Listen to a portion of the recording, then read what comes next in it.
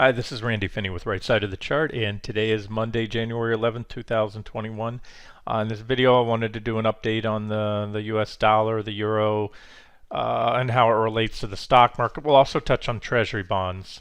So to kind of recap, last week I posted, the everything setup, I called it. And again, it wasn't every asset class out there, but I zeroed in on the very, very strong relationship between the dollar and the stock market in recent months.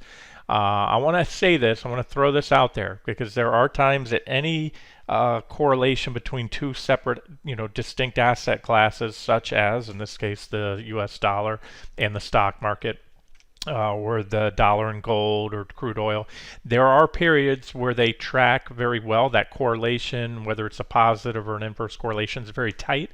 And then there's periods where all of a sudden it disconnects.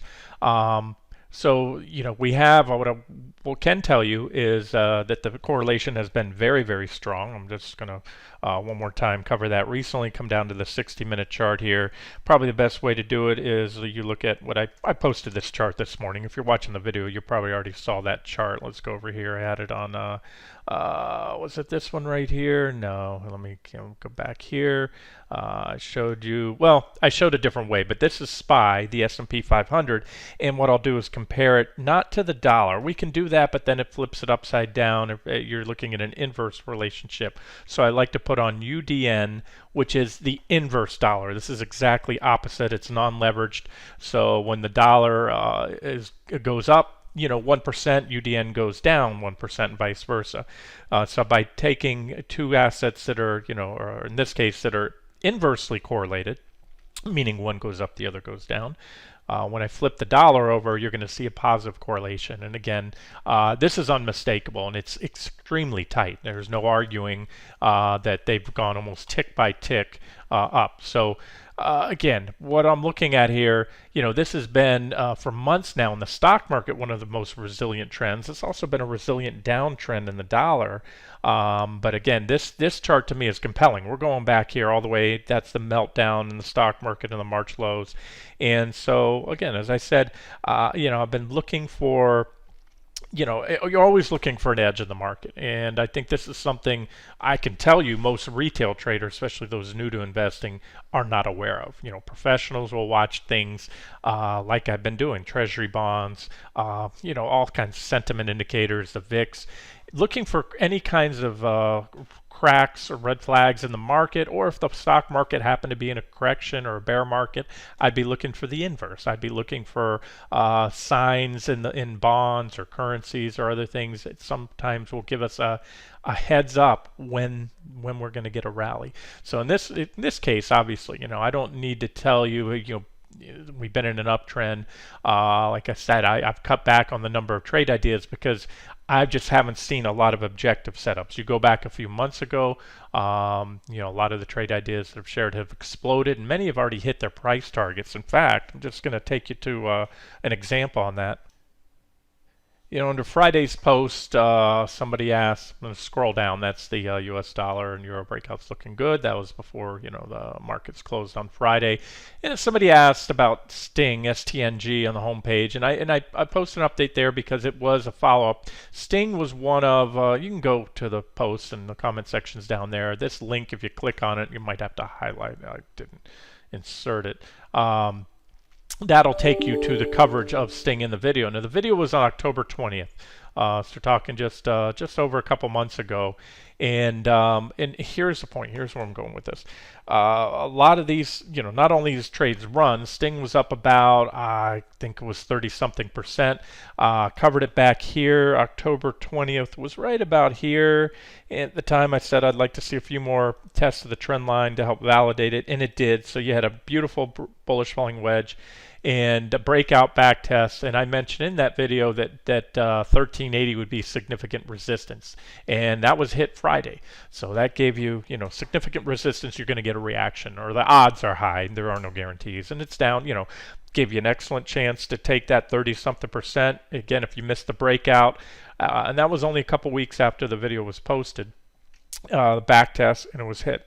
Now, right before, as I was pulling up to get the notes on the video, I came across this one. I just wanted to kind of update when it was, and I looked at REV. Somebody else, these were trade ideas that I covered in that video on the 20th of October. Same thing. Revlon was right here, had a beautiful downtrend line, bullish divergence building. So the breakout will come on breakout of the trend line, and it was a nice one because it exploded after. But if you look, I can't zoom in right now on these charts under the comments section. I've got to get that somehow where you can zoom like the regular charts. All the other charts on the site under the post, you click on them, and then once you open them, once you expand them, you can then zoom with your scroll wheel on your mouse or zoom in other ways. On this one, you can see the breakout candle occurred on November 9th, shortly after the video, same day actually, and boom. And here's one that rallied 170% since that breakout. And once again, here's a common theme. Here's where I'm going with this. Not only have a lot of these exploded, obviously the market's up, but these trade ideas, went up a lot more. But they hit my final target, and it's been my experience when I'm looking at either a sector or the stock market, and all of a sudden, a lot of the trade ideas that I was watching a few months ago or in, all within close proximity, hit my final targets. That's usually when the end of the rally, when the rally's over. Just like, it wasn't mere coincidence. These two broke out. They were covered one after another in the video, and they broke out on the same exact day, November 9th. So we had a lot of technical breakouts then. That was a catalyst for the rally in the market. Not that Revlon itself is going to move the whole market, or STNG, that Scorpio Tankers. It's not even a S&P 500 component, but it's just showing you what's gone on in the market. And again, the fact that this one had two brief momentum fueled overshoots, actually three tags my final target, and moving lower since. So that's what I'm seeing. It looks like there was a lot of nice trades to be had in the last couple months of the year, maybe even into early this year. But I think most of the meat on that bone has been chewed off. Not to say this one can't power up and go higher. I mean, you pull back, if you can get back to 974, this one will have reset, worked off the overbought conditions. But I just wanted to make mention that too, that again, a lot of trade ideas hitting targets.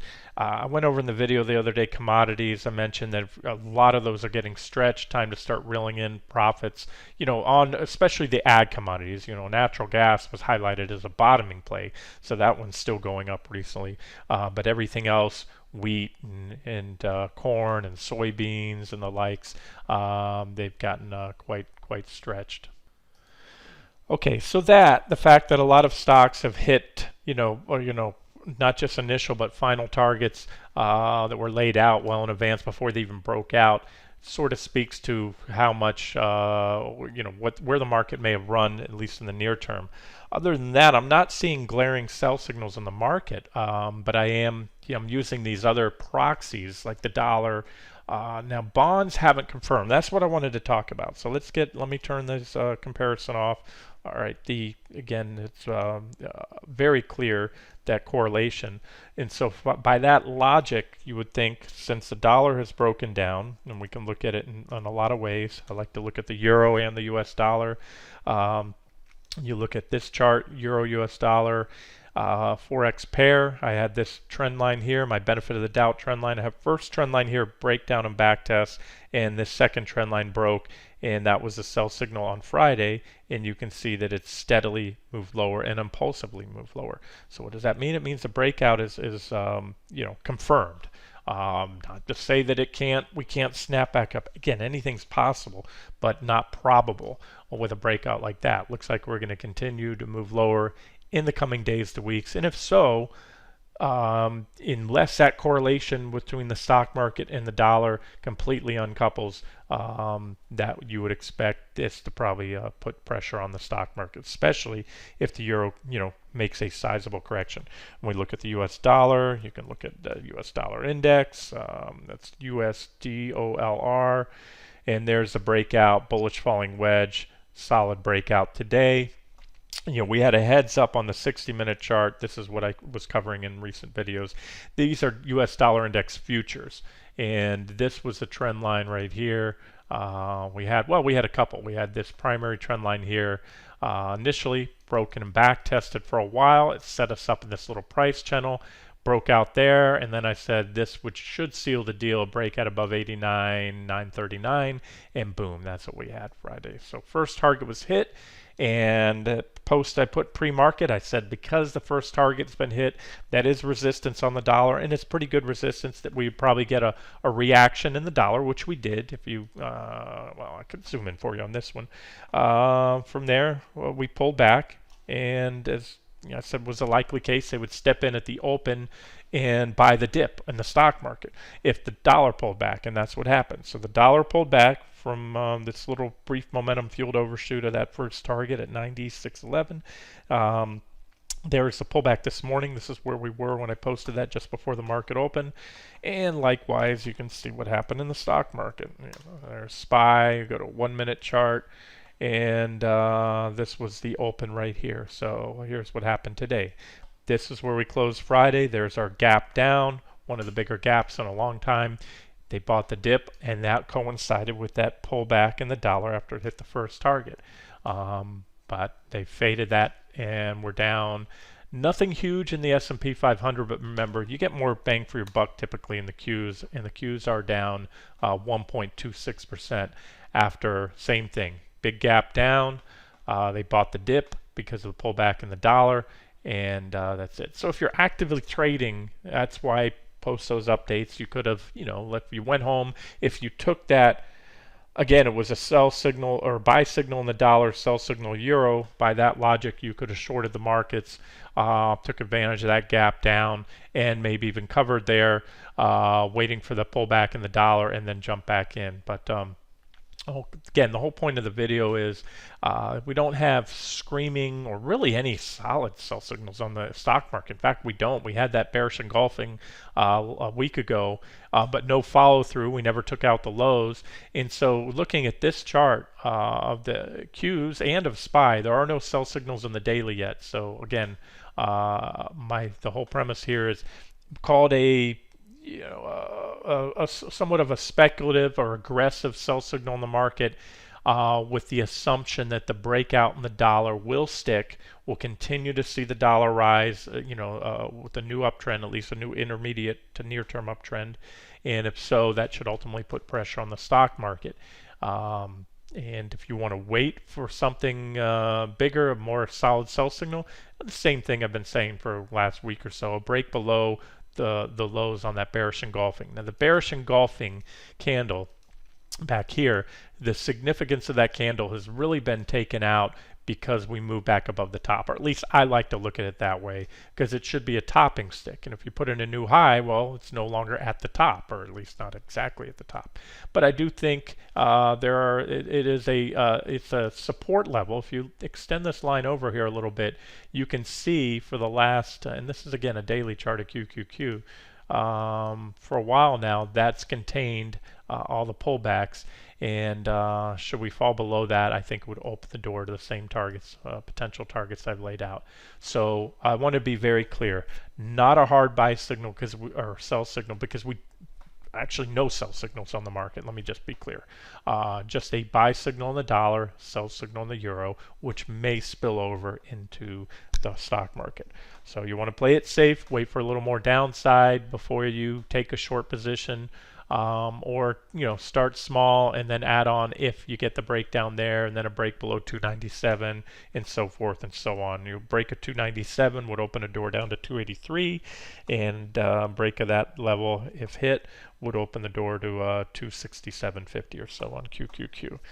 But as of now, they're still in an uptrend, and the buyers have been aggressive, and they stepped in today to buy the dip so far. They haven't closed it up on QQQ, not even closed yet.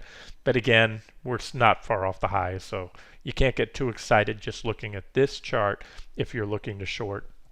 But the dollar and the euro looks pretty promising.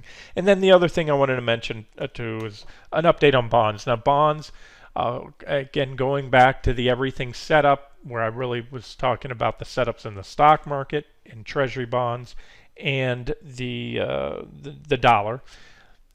So far, we only have one of the three of those confirming or pointing to a sell signal in the stock market. Remember, the point of all that, although I did say, and I laid out price targets, you could certainly trade treasuries, you could trade the euro, you could trade the dollar if you want. Those can be trade ideas in themselves.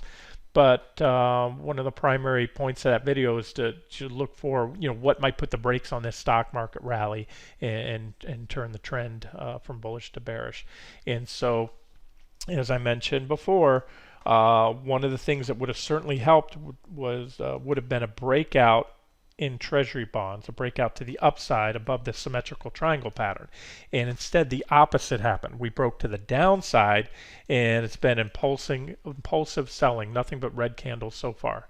Now, we are at the bottom of the price channel. If you had this line right here and this line up top form a price channel. So that is likely to come in as support. It's TA 101 when you recognize a price channel, whether it's a rising channel, a sideways channel, or a downward sloping channel. You go long at the bottom of the channel, and you go short at the top of the channel, or sell, and that's it. You can also trade. I always like to add a line when I find a price channel. The midpoint of the channel will often act as support and resistance when you come in. And sometimes, quite often, when you get on top of the channel, you'll trade on top until you break the midpoint, then you're going to the bottom of the channel. So this one's not as clean, so I don't have a midpoint line there. I don't have a very clean, line in the middle. In other words, not a lot of reactions. We sliced through a lot. But we are, again, at the bottom of the channel, and there's been enough reactions there. So that's it. Now, okay, so all in all, with TLT, and I covered, let me look at the 10-year. Let me go to, jump over to futures real quick. I want to go to the 10-year bond, that's ZN. Let me find ZN down here, my futures. See, ZN continues to sell off impulsively. So, it's hard to argue that these symmetrical triangles were not, very powerful patterns. So, once it broke, again, I refer to that as a coiled spring, and was going to break either up or to the downside, and that would determine the next, trend, at least in the near term, and that was it. So we had a clear downside break, never looked back. And again, this in itself, as of now, does not jive or mesh well with a scenario for a big correction in the stock market. In fact, it's the other way around. Breakdown in bonds like this is usually bullish. It's usually typically showing the smart money institutions believe the stock market's going to go up, and so they're taking their money out of the risk off assets. Treasury bonds are what we call risk off assets. That's where institutions typically park money or move money when there's a lot of fear going on, concerns about the stock market, and when the bonds rally, that's called a risk off environment, and when bonds drop, it's risk on, meaning money is going into stocks. Now, I'll say this: there are times that the institutions have it completely wrong. So, where I'm going with all this is, if currencies are going to be the the deciding factor, and I can tell you this. The relationship that I just showed you, and I've been showing you for about a week now, between the US dollar and the stock market is much, much, much tighter and has been much tighter than that between the bond market and the stock market. And there's been plenty of periods over the last couple of years where stocks and bonds went in opposite directions, or also in the same direction at the same time. So with that being said, I put a higher weighting into the currencies, the fact that the currencies, the dollar has broken out, than I do that bonds have broken down. But it would certainly help to see this come up, and I'll tell you what, we will most likely see this should the stock market continue to move lower after today. Should currencies, or I should say, let me be specific, the dollar up. Should the dollar continue to rally after this breakout, and that would mean the euro fall, that will most likely lead to the stock market going down. in which case we'll probably see a reversal here. Maybe not a full reversal, but possibly, and that's something to watch for. So this is just a 120-minute chart, hourly, or I should say 120-minute candlesticks, and I laid that out before. Possibly a back test, and if it's anything more than that, then you still have the downtrend line. Remember, this was a triangle pattern. It broke down. As I said, it had to soon. When we were right here a couple weeks ago, I said it's going to break. This is going to break one way or the other because you're approaching the apex. The apex are where the the two lines come together in a triangle. However, it does not invalidate this downtrend line. There's still a downtrend line there, and there's still an uptrend line right here. So, in the coming weeks, if that starts to play out, that would be, currencies or the U.S. dollar moving up. Then if you start to see the stock market go down, more and more selling, you will most likely see this. And if you don't, then what it does is it creates an opportunity. Then I'll be looking for the next long entry on bonds, because there's been many a time in the past I pointed out where the stock market started to correct and bonds didn't rally or were falling with the stock market, and I said that trend is unlikely to continue. Bonds will reverse and go up, and so there's often an opportunity there if bonds continue to fall or stay low and the stock market moves down.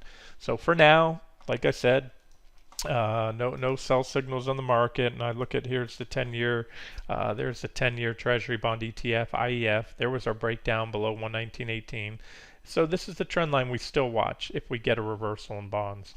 And I did mention that there's some divergences building, at least on the PPO. We're extremely oversold right there.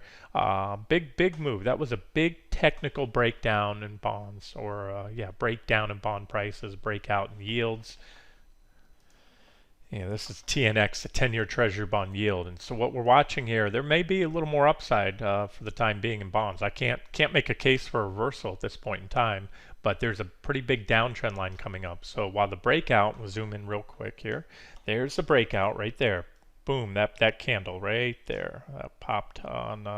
That was the 6th, Wednesday, January 6th, and again, nothing but green sticks in yield. Remember, yields are the inverse of bond prices. Yields go up, prices go down.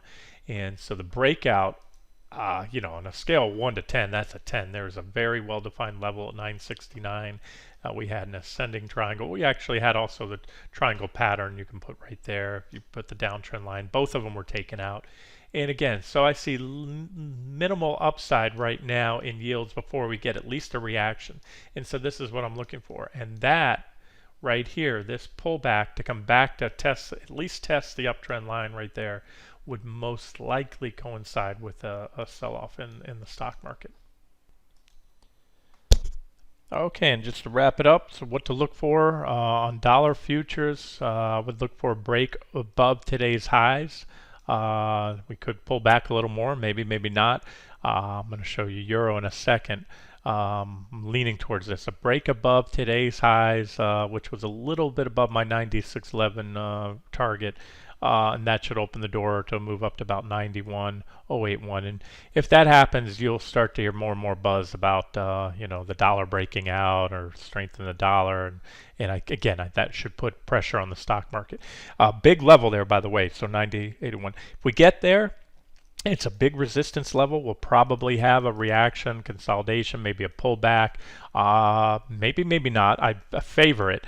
And ultimately, if we break out above there, and we'll just have to see how things go, if we break above 91, especially after a little consolidation to build some energy, that would be pretty powerful for the dollar, and again, not good for the stock market based on everything I showed you earlier. And then finally, E7.